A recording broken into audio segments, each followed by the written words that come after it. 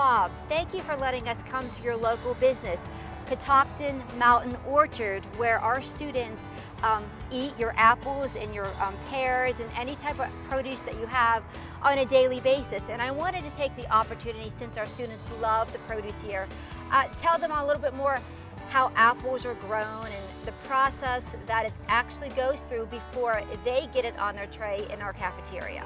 So could you tell us a little bit more what happens in the field? There's a lot that goes on in the field. In fact, even planting, I'm planting trees, or to order trees now we'll start picking apples in 3 years. So you've got to get your trees ordered, you plant them in the spring. They'll generally fruit the second year now. We're planting dwarfing trees so we can pick these trees from the ground without any ladders. So this is one thing we like. So as the season goes on, we have to control the bugs, the diseases, things like that. And now's the best time is because we're picking and harvesting. And this is a great thing because now is when you can really enjoy them. We've waited all this summer, all during the heat. The flavor is in here, the leaves, everything's healthy. We've had rains, but we're able to irrigate, and it's now time to harvest. So that's what we're doing now. Once we get them harvested, we'll take the wagon in, and then the bins, we'll take those into the cold storage, put them in there so they're down to 33 degrees again, so we keep them nice and cool until we're ready to bring them out, and I can deliver them either to the schools or people come to our retail farm market and enjoy them. Wow, pretty interesting. I see the gentleman picking here, and I have one of these little, what are these called? These are picking buckets. Picking buckets that... Let's see if you can just get right in there just like that. So... And then you see here, what you do, you get your ropes hooked up on the side. Okay. And draw it in tight. Okay. And what you do then, once the bucket is full, yes, you take it into the big bin. So you pick them like this. You can just like that, pick them right in and then hand them right down all the way down. You don't throw them in. We have brought no bruises. We want not a bruise on the apple. So you have to hand pick these. There's no machine. No machine, no machine, no machine. But the dwarfing trees allows us to have a denser crop in a shorter area. Okay. Instead of having the big tall ladders to climb. So we plant these dwarfing trees, and you can see we have just a nice crop of apples here, all picked from the ground. We go over and then it's just easier to do it. We can go over it with less men and get over it in a timely manner so we get them off at the proper time. So there are some apple trees that may perhaps be taller, but you chose to go with the smaller ones so they're easy to hand pick. It's easier to hand pick, and that's what we're after, is just to do the hand picking and be able to stay on the ground. You're more efficient staying on the ground than you are climbing a ladder. Absolutely, that's just absolutely amazing. And how many apples do you think are on this tree, and what type of tree is it? This happens to be Golden Delicious right now. We're just starting to pick those. We've already picked a lot of our galas off, so the season is still progressing. And what I want to tell people for this year is that we're still running 2 weeks ahead of normal, so we're actually getting some varieties earlier than we normally would have them on our schedule. But they're still full of flavor, full of juice, and nutrition for you to enjoy. Oh, wow. I have a good question, though. You see this apple, it's this size, okay? Yes. I'm going to pick it up. How many months did it take to get from a little baby apple to an apple like this? These trees were blooming this year around the last week in April, and it took all this time to grow that apple. It took it all, and plus we got to take care of it too. So we're applying our pesticides when we need to. We have scouts that come in weekly, and we're using an IPM program, or integrated pest management. So that means we're using good bugs to eat bad bugs. And so we time and we check our sprays. Some sprays I will not use, but with all the humidity and all the insects here, we have to apply some chemicals, but we're very cautious about what we do. So about 4 months to get to a little flower to an apple this size. And then we hope there's no hailstorms. I mean, hailstorms can be disastrous for us. So we pray that there's no hail for us, or anybody really. Okay, so after we pick them and it gets about this high, they take them to, where do they take them next? To a bin that you put them in a bin? How does it put them in the bin right here. You can walk through if you want to go ahead. We'll go over here to the tractor, and if you want to do that, you put them right in the bin, and you gently release these ropes, and you put the bin down all the way in the bottom and release the apples out so they don't bruise. Okay, Bob. Now that I've picked my apples, I'm on this tractor, and how do I release these things of apples? You need to set this right down all the way down to wherever the apples are. Okay, sit down. Then release your ropes on each all side. Right, got that.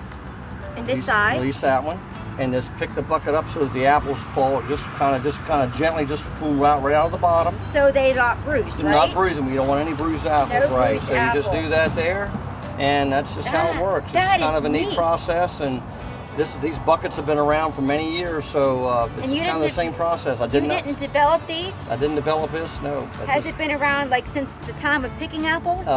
Been around for a long time. Before, maybe they may have just a canvas bag, but they use the metal now, so the metal actually helps protect when the picker's coming through the trees, so that they don't bruise. The canvas bags may not have given protection. These metal gives the protection for it, but it's still the same process.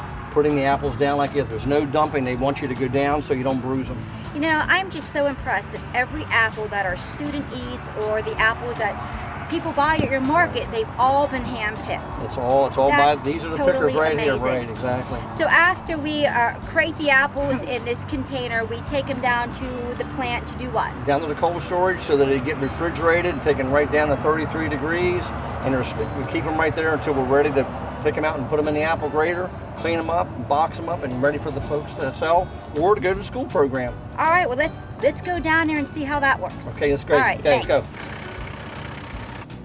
Bob, now that we came off the mountain picking these nutritious and delicious apples, can you tell us what happens with these next? Where do they go? What we do, Judith, is we bring the apples here and we unload them and we put them in our cold storage to bring them down to about 33 degrees.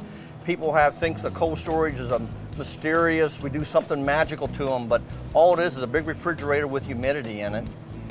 But it's the temperature that keeps the apples good and crisp. So as much as you see in Southern living when people put their apples on the counter and in a bowl, that's not really the best place to put your apples. You should always refrigerate them. And your new refrigerators, you want to make sure you put them in a clean plastic bag, because refrigerators will dehydrate them, and then you'll blame me for having wrinkly apples. So all these little helpful hints will keep you in great tasting apples. And what was those degrees again? Was it 33 degrees? 33 to 35 is good. I mean, some refrigerators are running about 40, but if you can get it close to freezing, that'll keep your apples for even several months. So when we pick them up here, and we're just going to go ahead and stick them in the refrigerator at home. That's right. That's the best thing to do. So when it's a 90-degree day or a 100-degree day, you're picking these apples and you're just shipping them right into the refrigerator to cool down. That's correct. What we do, we may actually kind of hydro-cool them with some of our well water. We'll just kind of cool them down. You know, if you would, when you get out of the shower and it's kind of cool with all the droplets on you, you kind of get real chilled till you get dried off. That's exactly what that does too. The hydro-cooling will take the heat out of the apples quicker, and then actually the moisture will evaporate in there and it'll keep the humidity high and they'll cool down quicker. So that's a positive thing for us. Interesting. So after we cool these down, what happens next? What we do then, whatever variety we're using, this happens to be Jonathan here, but whatever variety we need at the market or many of my wholesale folks, we'll run them through our apple grater in here. They are floated out, they are not dumped. Some operations actually dump them out on a table. We float ours out because we've already handled these so good. We want bruise-free apples, so there's no bruising in there, because a bruised apple is not a very good tasting apple because you've damaged those cells. It'll give you kind of a fermented taste. It's not very good taste. So we're very conscious about having bruise-free apples. So you take the apples and you dump them into a big pail of water and they float. We call it a dumper, but it's actually a floater. I mean, they float out of a float tank. There's 1,000 gallons of water in there. We'll roll it up across the rollers, and then we'll pull one of the levers, and then we'll slowly float them right out of the bin. Apples will float out very well. Yep, and they float onto a conveyor belt? Yes, they float onto a conveyor belt, and they'll be going through our washer so that they're actually pre-washed, and then they are brushed and rinsed and polished up with a natural wax on the apple. A lot of people don't know. You see some of the apples in the stores, they are always shiny. They have a wax on there, and it's okay to eat it, but we want everything pretty much as natural as we can here. Because, I mean, if you take that apple, just take it on your shirt, look at the shine on that. Oh, I mean, my it gosh. shines right up. See, That I mean, is beautiful. And that's the natural wax. There's always a wax film on there from the apple itself naturally, and that just shines them up, and that's what the machine does. So after it washes it, rinses it, and brushes it, what happens next to the apples? From then it goes into our sorting rollers. There's rollers that are turning the apple. They're literally rolling around so that you're able to see any defects. Not every apple's perfect, from whether it's bugs or even we have the birds in here eating some of the apples right now. So we'll take those defects out. Those will go for apple cider, applesauce, apple butter, several apple products, and then we'll also make our apple pies out of these apples too. Gotcha. So the smaller ones or the defected ones are either hand-picked out or they perhaps go in or taken out maybe by the machine? Nope, it's all done by eye. I mean, okay. This is the main area where they're watched. This fellow's watching the rollers. However, when my men are packing them right back into the crates again to store right in the cooler, they're visually looking again, and they're going to be tossing one every now and then that he may have missed. So we just want to have them already graded.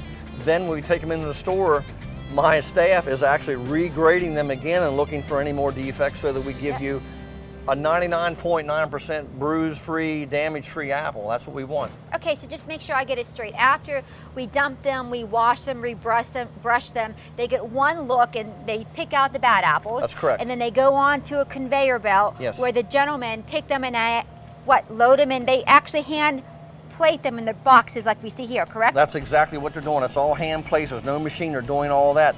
Plus, we're also doing some visual grading too. We're grading out the smaller size, and that's the one about this size right here is what's going. I kind of do my own measure set. We have a measuring tool in there, but we do that. I can put 3 fingers on this side. That's the size apple we want. That's going for our school apple program. And that's a nice size apple for the kids to end up with. When they're eating their lunch, you don't need a large apple like that. The large apples go out to our market, and that's what we want. So it's really working out super well for us. And as I said earlier, the students really, really like the apples, and they really like the size. So it's a perfect size for them. So we're happy to see that. So once they are in these boxes, clean and ready to go, where do they go next? We're going right back in the cooler, right back down to 33 degrees. And they're held there till we need them, as we need them.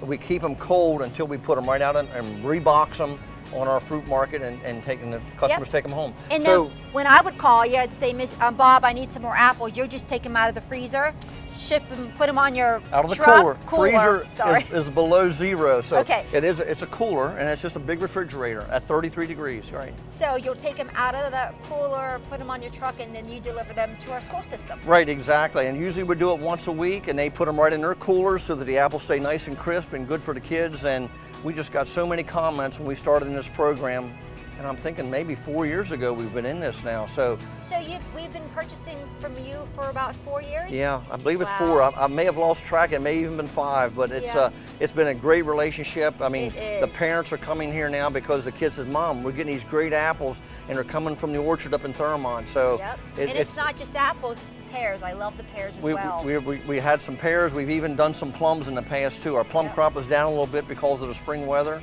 But next year, I hope our plum crop will be better. We can get them some plums too. Yep, well, I'm real excited. I think it's a neat process, and thank you so much for giving our students nutritious and delicious produce, including these apples. Well, we're glad, and we hope everybody has a fruitful day. Yep, me too. Thank you. Okay.